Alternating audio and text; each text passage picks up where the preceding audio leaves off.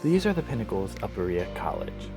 They are 1,500 feet above sea level and formed between 400 and 300 million years ago during the Paleozoic era. During this time, Berea was underwater near the equator in a shallow sea. And we think Berea was in a delta environment because of the rock record we have. Deltas are created when a river flows into a large body of water. In Berea's case, a shallow sea. And we think Berea was a delta because deltas leave behind fairly distinct rock patterns of large clasts or sedimentation close to the shore and smaller clasts farther from the river, more out to sea. And Berea's rocks, for the most part, mirror what you would expect to find in a delta. This deposition of layers makes a lot of sense. Rivers have a lot of strength and can carry larger clasts. But as a river feeds into a sea, it deposits sedimentation as its energy dissipates. First the heaviest clasts fall, then the medium, and then the smallest particles. And this dispersion of energy and sedimentation is what we call a delta. And we can find evidence of this delta in our oldest rock layer in Berea, shale. Alright, so right now I am in brushy fork, and this is about the level of shale. You can see it in the river level. It's this black and brittle rock that we think formed from a mud deposit on the edge of this ancient delta. Remember, this water is far away from the riverhead and the high energy environment that the riverhead creates. And because of this distance, the finest sedimentation and the finest particles can settle. The second layer we have is siltstone. It's this grayish, sandyish layer of rock which formed from clay deposits within an ancient delta. And we find this stone where the elevation of the pinnacles starts to climb. So the second layer we have is siltstone. It's this stuff right here. This stone is a remnant of the sedimentation that was slightly closer to shore where slightly bigger clasts could settle. This is the energy environment in between the calm serenity of the shale and the crazy high energy environment of the river mouth. And this layer, since it is newer, sits on top of the shale layer. And on top of the siltstone layer, we find limestone. It's really hard sometimes to tell the difference between limestone and siltstone.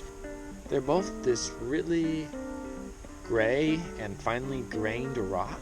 And in Berea, they are right next to each other. Limestone on top of siltstone. So I've come up with a little experiment to help us tell them apart. Okay, so here I have some hydrochloric acid. And we're going to use this to test whether we are looking at limestone or siltstone. Because for the most part, the siltstone is made out of fossilized clay minerals that won't really react with the hydrochloric acid. But the limestone, specifically the calcium carbonate within the limestone, will react with the hydrochloric acid and create carbon dioxide. And that's what I want to show you real quick. Let's check it out. Okay.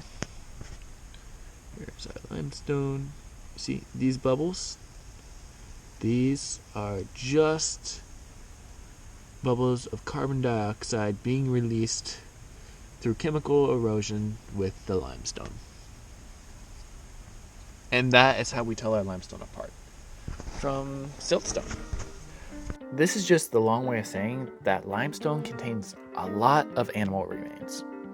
That's because at this point in Berea's geologic history, the siltstone in the river delta had shifted away from the Berea area and a reef had formed in its place. The limestone is just a remnant of this reef, and in this layer we can find fossilized sea life like horn coral and brachiopods. On top of this limestone layer we find a layer of sandstone, indicating a beachy and swampy type environment, which would make this the mouth of the river right at the start of the river delta. Just a little reminder, the key markers for deltas is a deposition of sediments from large clasts like sandstone to medium clasts like siltstone and to small clasts or particles like shale. And this, with a limestone layer in between, is what we find at Berea. So by observing these consecutive layers of shale, siltstone, limestone, and sandstone, they can tell us what happened to Berea. Berea was getting closer and closer to the seashore. This was happening not because the sea was shrinking, but because Berea was rising. The North American and African plates were crashing into each other, forming the Appalachian Mountains. And Berea was rising with these mountains, rising out of the sea. Okay, so now we have our layers of sedimentation, but this still isn't the pinnacles. We need to erode away these layers to get to the pinnacles that we have today. This is done with a lot of rain and water, but eventually, after 400 million years, we finally have the pinnacles that we know today.